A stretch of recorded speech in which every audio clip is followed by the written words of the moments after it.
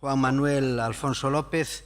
É graduado en Ciencias Biolóxicas e doutor en Bioloxía pola Universidade de La Laguna en 1988 en Tenerife, profesor de Mellora Genética Animal da Universidade de Las Palmas de Gran Canaria desde o ano 1990 e hasta a actualidade. Coordinador de Mellora Genética en Acuicultura en todas as edicións que hai do Máster Internacional de Acuicultura e Cultivos Marinos da Universidade de Las Palmas de Gran Canaria, coordinador científico de transferencia de conocimiento de la mejora genética al sector industrial del langostino blanco Peneus Banamey con la empresa Biogemar en Ecuador. Vainos a falar sobre mejora genética en dorada, Sparus aurata, cuando quieras. Pero un segundo, que creo que tienen que reorientar la cámara. Bueno, yo tengo un tono de voz muy bajo, no sé si me escucha bien o no. Es genético, para variar. Aquí ahora, ¿no? Bueno, pues en primer lugar agradecer a la institución que me haya invitado y especialmente a Manuel Rey, que me dijo que hablara un poco sobre mejora genética en dorada. La primera diapositiva la voy a obviar porque ya habló mi amigo Jorge,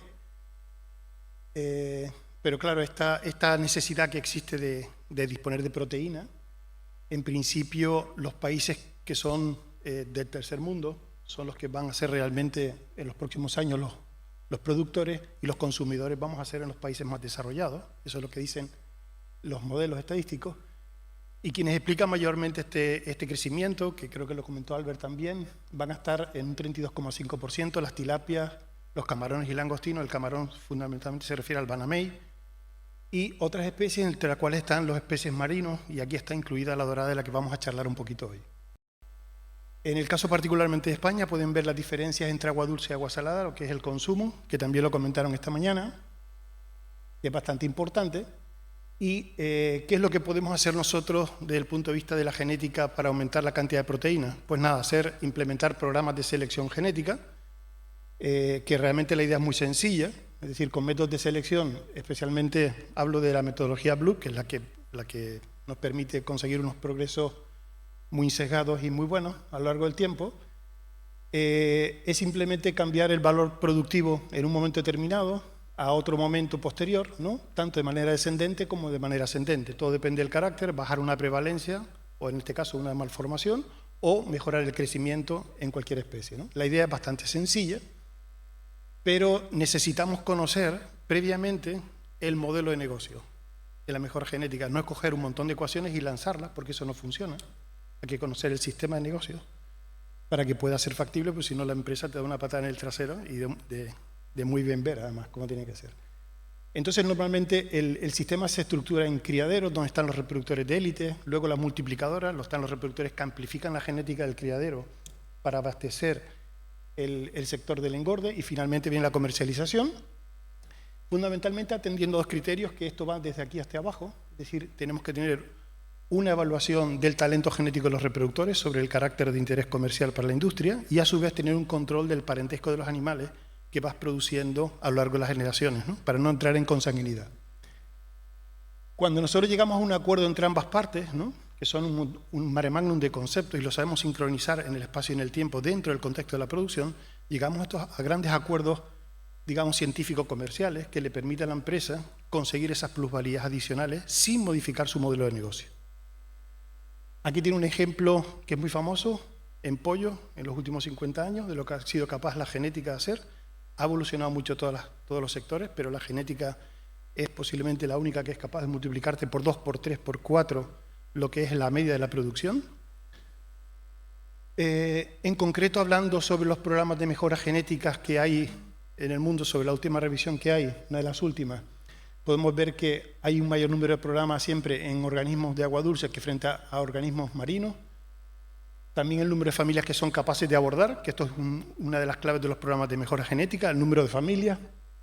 Sin embargo, el número de caracteres que se utilizan en los programas o los índices de selección más o menos son los mismos aproximadamente, y también esto responde a que la producción en agua dulce es mucho mayor y el valor económico también que en organismos marinos, ¿no?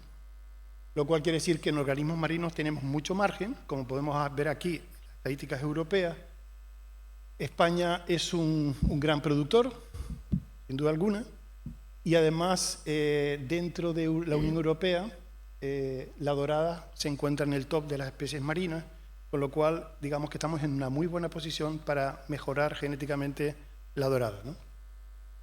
Los modelos que se pueden implementar abstractamente podrían ser dos. Una es extrínseco, es decir, obvias el modelo de negocio, copias y pegas marcas reproductores, los pones a cruzar y los produces.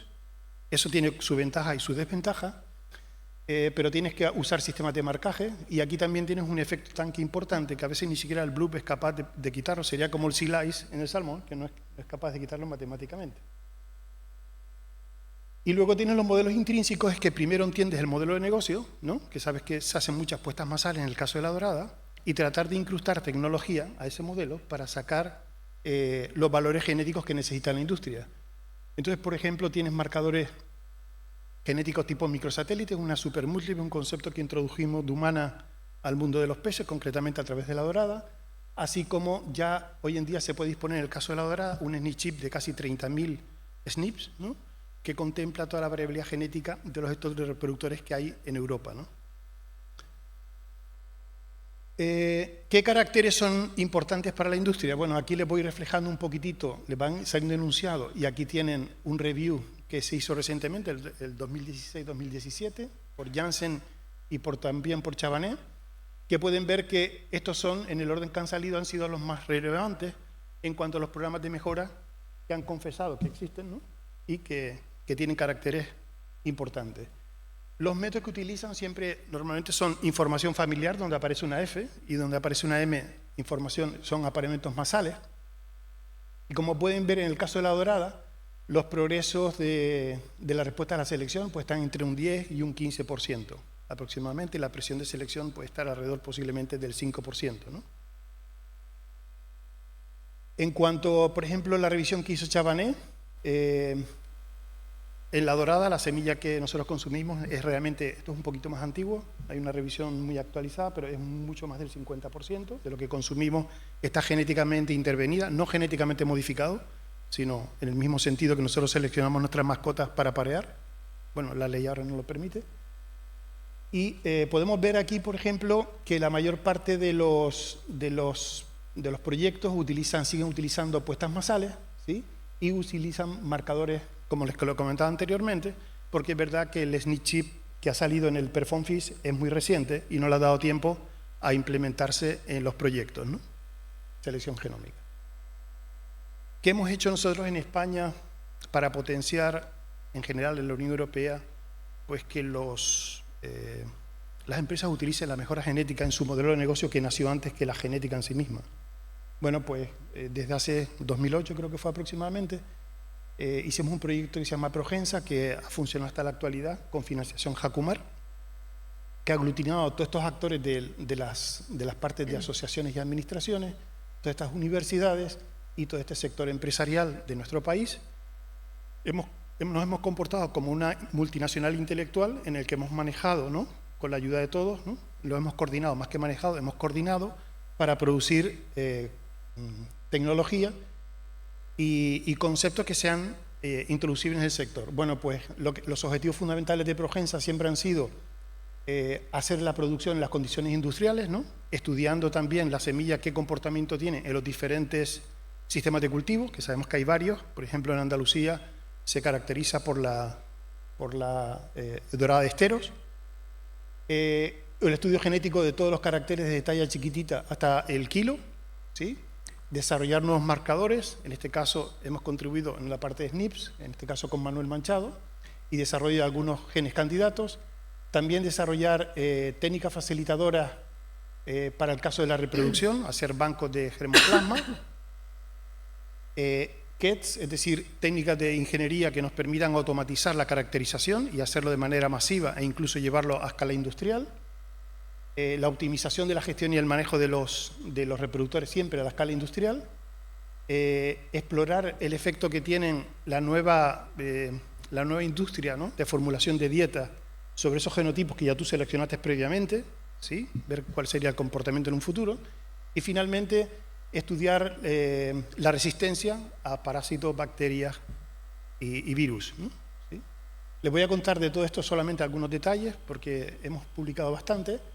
En el caso de marcadores, hemos diseñado 2 supermúltiples que son capaces de asignar, dependiendo un poquito de la variabilidad de stock, pero nosotros hemos llegado a un 100% de la asignación del parentesco, que es clave para poder aplicar el BLUP. Como pueden ver, la heterocigosidad observada es muy alta y la capacidad para el diagnóstico también es muy alta, está cercana en muchos casos a 1. En cuanto a las deformidades, que saben que es uno de los caracteres importantes, nadie come una dorada deforme o escoliótica, ¿sí? Bueno, pues fuimos realmente los primeros en decir que existe determinación genética en la presencia o ausencia de cualquier tipo de malformación en el caso de la dorada. Y pueden ver, por ejemplo, en esta parte de aquí, a distintas edades, cómo hay una determinación genética. Lógicamente depende del momento, porque los genes se despiertan y se duermen en distinta intensidad según el momento del desarrollo. Y en la parte inferior pueden ver cómo existe determinación genética para la presencia o ausencia de cualquier tipo de malformación. En dorada es baja, pero existe. Y lo que es más importante, o es más peligroso, que tiene una cierta relación genética positiva, es decir, que los genes que segregan para determinar que soy o no deforme, también determinan para que crezca rápido o no. Esto es peligroso porque si creces muy rápido te puedes hacer más deforme. Entonces hay que contar en los índices una ponderación para que esto no suceda, ¿sí? En cuanto a malformaciones también describimos, hicimos unos cruzamientos en el que cruzamos individuos normales sobre individuos deformes, físicamente deformes, y encontramos una asociación clara de segregación, que los padres que tenían la deformidad aparecían hijos de manera matemáticamente significativa con esa deformidad en una mayor prevalencia, que son los valores que tienen en azul. Lo pueden ver, en lordosis te aparece lordosis, en opérculo te aparece opérculo, y en fusión de vértebra te aparece fusión de vértebra.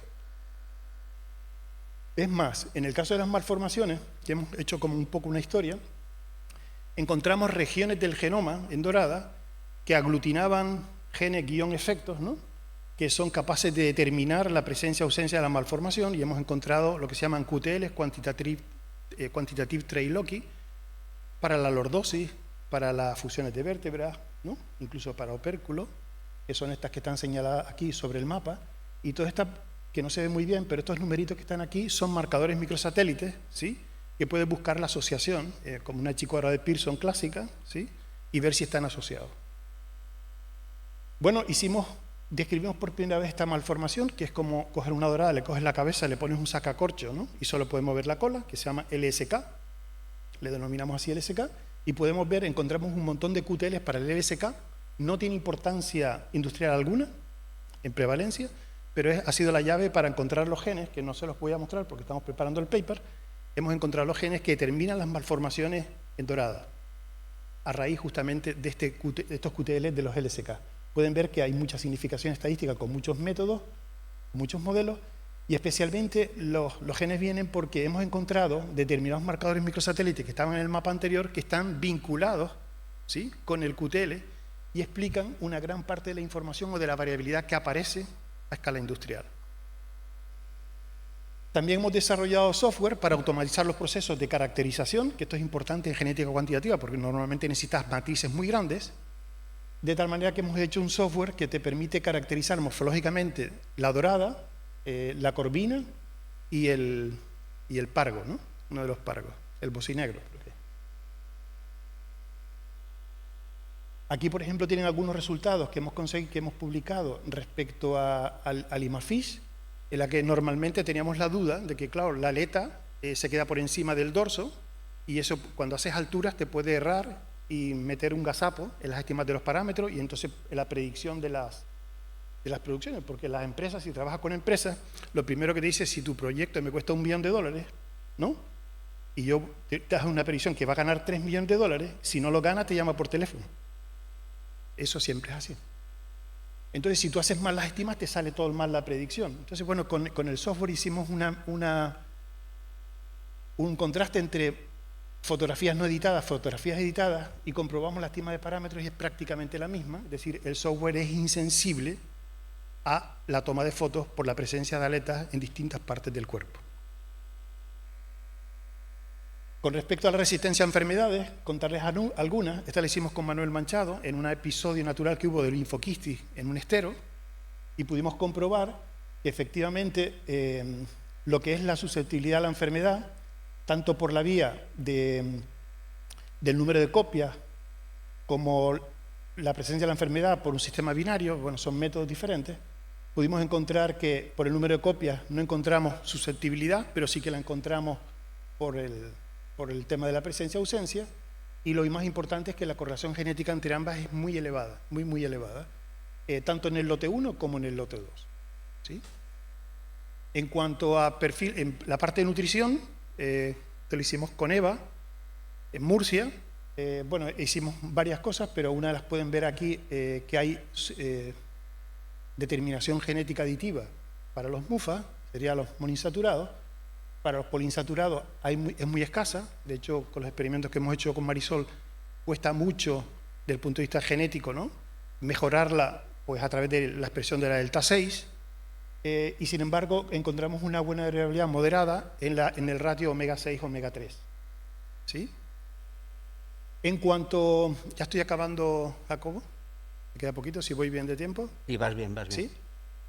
En cuanto a aspectos de interacción genotipo-ambiente, esto lo hicimos con Jaume, del CSIC, seleccionamos líneas de rápido crecimiento frente a líneas control y podemos ver que en dos dietas, es decir, la dieta clásica, frente a una dieta de nueva generación, concretamente la del proyecto europeo Arraina, podemos ver que la correlación es muy alta, ¿sí? Es decir, los individuos que tú genéticamente seleccionas tienen un buen comportamiento en los dos sitios. Esto desde el punto de vista genético es muy interesante, porque si tú montas una hatchery para vender semillas, quiere que le funcione bien a todos tus clientes, ¿sí?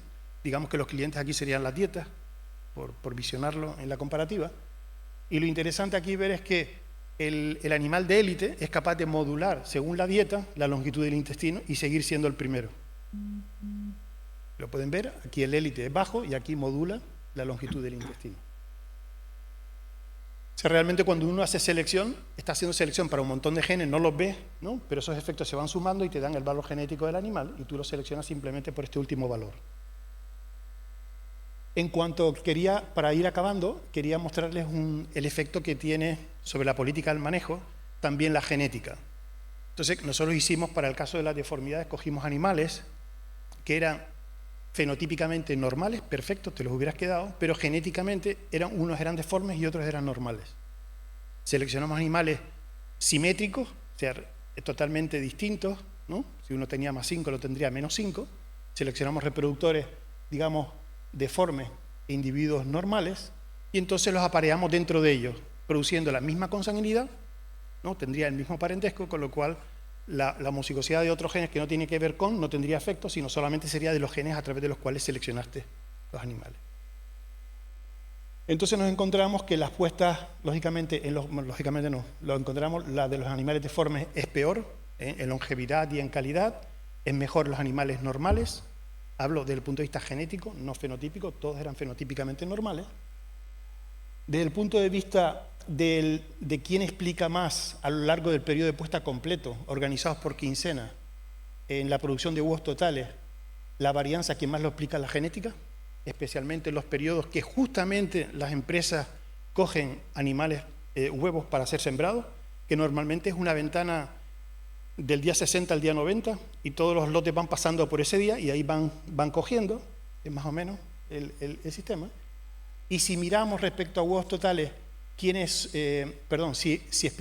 miramos quiénes son los que más explican el número de larvas vivas, vemos que justamente es la producción de huevos totales, justamente los periodos que anteriormente les mencioné.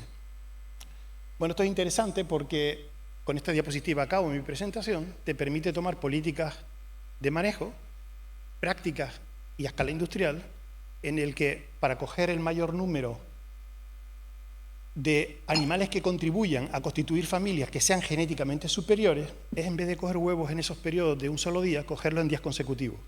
Bueno, aquí tiene una comparación, no me voy a parar mucho en ello, pero cogidos un solo día, cogiendo 2 días consecutivos, 3 días consecutivos, o incluso 4 días consecutivos, 1, 2, 4, e incluso 4 días consecutivos, pero en momentos distintos, en quincenas diferentes, ¿sí? Pueden ver cómo, por ejemplo, el número de familias que constituye cada reproductor va aumentando a medida que aumentas el modelo desde 1DL hasta 4DL o 2x4DL. Gráficamente lo que se vería es, esto sería un modelo 2DL y esto sería un modelo 4DL en cantidad de familias que tiene. En genética, si no hay familia, no tenemos futuro. ¿Verdad? Eso es importante. Bueno, tengo muchas más cosas, obviamente, pero por el tema de tiempo, solamente llegar a la conclusión siguiente. Son muchísimas, obviamente, pero simplemente decir que la mejora genética es muy fácil de introducir en este momento, desde hace ya tiempo, pero en este momento que estoy charlando, en el modelo de negocio que ya había nacido antes que la genética en las empresas, en el caso del sector de la dorada. ¿Por qué? Porque nos permite estimar los valores genéticos, controlar el parentesco, diseñar los apareamientos y predecir la ganancia genética, es decir, cuánto van a ganar los empresarios a partir de la implementación de la política de programas de selección genética en su modelo de negocio. Y con esto, acabar mi presentación y a todos ustedes muchas gracias por su atención.